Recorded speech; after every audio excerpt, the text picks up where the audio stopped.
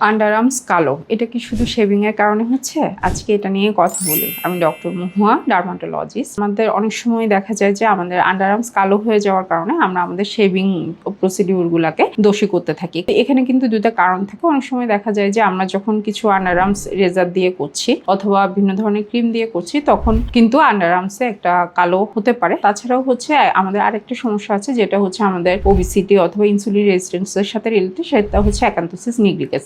আন্ডারআর্মসের যে কালোটা হয়ে যাচ্ছে ওটা আমরা কিভাবে বুঝবো?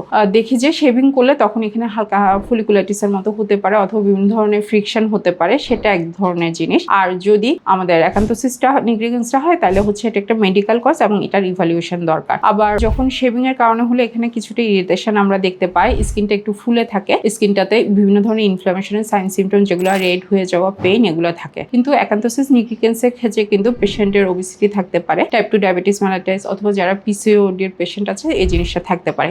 তখন এখানে স্কিনটা একটু ডার্ক হয়ে যায়, থিক হতে পারে এবং হচ্ছে যে খুব ভেলভেটি একটা টেক্সচার হতে পারে। এবং অ্যাকান্থোসিসটা কিন্তু আমরা আন্ডারআর্মসের পাশাপাশি অন্যান্য জায়গায়ও পেয়ে থাকি। বিশেষ করে অ্যাকান্থোসিসের ক্ষেত্রে আমরা কিছু মেডিকেল ফলো আপ গুলো করি, যেগুলো ইনভেস্টিগেশন গুলো, ব্লাড সুগারটা, তারপর হচ্ছে কোলেস্টেরল প্রোফাইলটা দেখি, লিপিড প্রোফাইল যেটা, তারপর হচ্ছে HbA1c অথবা পিসিওএস আছে কিনা, আল্ট্রাসোনোগ্রাফি, তাছাড়া থাইরয়েডের সাথে কোনো সম্পর্ক আছে কিনা সেগুলোও কিন্তু আমরা একটু দেখি। আর তারপরে ডায়াগনোসিস করার পরে যে আমরা হচ্ছে এটা ট্রিটমেন্ট শুরু করি। যদি নর্মালি বিভিন্ন আন্ডারআর্মস প্রসিডিউরের কারণে অনেক সময় আমরা ওয়াক্সিং করি, এগুলোর কারণে যদি হয়ে থাকে তাহলে আমরা যদি ওই জিনিসটা কিছুদিন অফ রাখি অথবা কিছু ওখানে আমরা ঠান্ডা একটু বরফ দিতে পারি অথবা বিভিন্ন ধরনের অ্যান্টিবায়োটিক অয়েন্টমেন্ট ব্যবহার করতে পারি, তখন কিন্তু এটা ভালো হয়ে যায়। কিন্তু অ্যাকান্থোসিসের ক্ষেত্রে আমাদের একটা রেগুলার একটা ফলো আপের দরকার হয় এবং রুট কজটা আইডেন্টিফাই করে কিন্তু আমরা এই চিকিৎসাটা নিতে পারি। তাহলে যদি আমরা আন্ডারআর্মস আমরা যদি দেখি যে কালো হয়ে যাচ্ছে, তাহলে অবশ্যই এটাকে বারবার শেভিং এর উপর দোষ না দিয়ে আপনার কোনো মেডিকেল প্রবলেম আছে কিনা দেখেন এবং অবশ্যই একজন ডার্মাটোলজিস্টের পরামর্শ নেবেন। ধন্যবাদ সবাইকে।